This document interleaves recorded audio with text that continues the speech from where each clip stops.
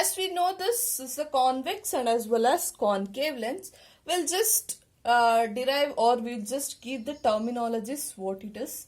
C1 and C2 are the center of curvature of a given lens. That is 0 or O is also called as optic center here. Now, what happens? This C1, you know that there is a relation between center of curvature and the principal focus. You know, principal focus means when the ray of light passing, all the ray of light will focus on a single point. If you take the convex lens is also called as converging lens, and the concave lens is also called as diverging lens. Now what happens here is, this point of the principal focus of the first sphere, this is the first sphere you can consider, that I'll denote it as F1. For the second sphere, the principal focus, I'll denote it as F2. The same thing here, the first sphere principal focus as F1 and the second sphere principal focus as F2. So now, you know the relation R is equals to 2 times of F, isn't it?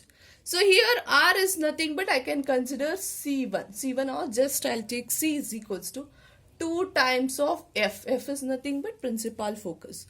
So instead of writing C1, and in your textbook they have given you, that is, instead of C1 they have written as 2 times of F. Here F1 is there, so F1. Instead of C2, 2 times of F2. Here also instead of C1, 2 times of F1 and also 2 times of F2. Remember, let the first sphere be this one, that is you have to represent as 2F1 and F1. Second sphere be F2 as well as 2F2. Now, how we have said that convex lens is also called as converging lens. You might have observed this when you take convex lens and you take the paper and if you, for few minutes, if the sun rays have been fallen for that convex lens, after few minutes, that paper will start burning. Why that paper will start burning means, because since convex lens is called as converging, that is from the sun many ray of light will come from infinite position. That ray of light after refraction will converge to a single point. That single point, because of that single point will start burning. That is why the paper will start burning. So now what happens when a ray of light is passing parallel to principal axis? So this is the principal axis if you have taken. So I'll take one of the ray of light passing through it. I have said that it goes after refraction. So remember how you have to show the refraction means, you have know that ray of light has been traveling from one medium to another medium.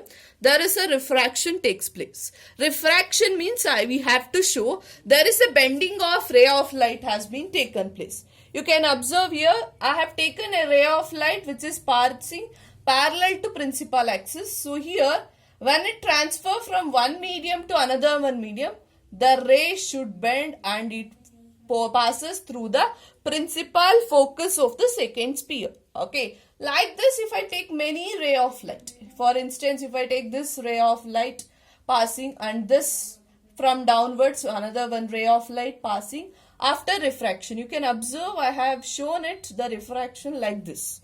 What does it shows is, there is a bending of light takes place. This is because all the rays are converging to a single point, that is called converging lens.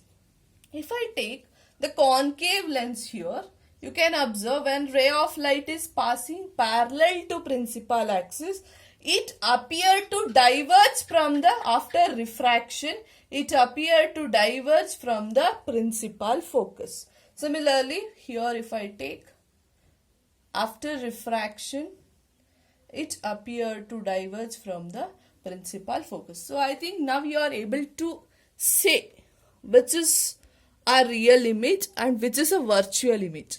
You can see here I can able to place this image on a screen, that is on the convex lens. If I observe here, I can't able to replace this on a screen because it is diverging, that is appearing to meet at a principal focus here. So that is why it is called as, I think we can say this concave lens will have the virtual image, that is virtual and erect image. So if I want to say what is the difference between concave as well as convex mirror, convex lens means, you can write its definitions. So we have discussed what is the definition of concave as well as convex.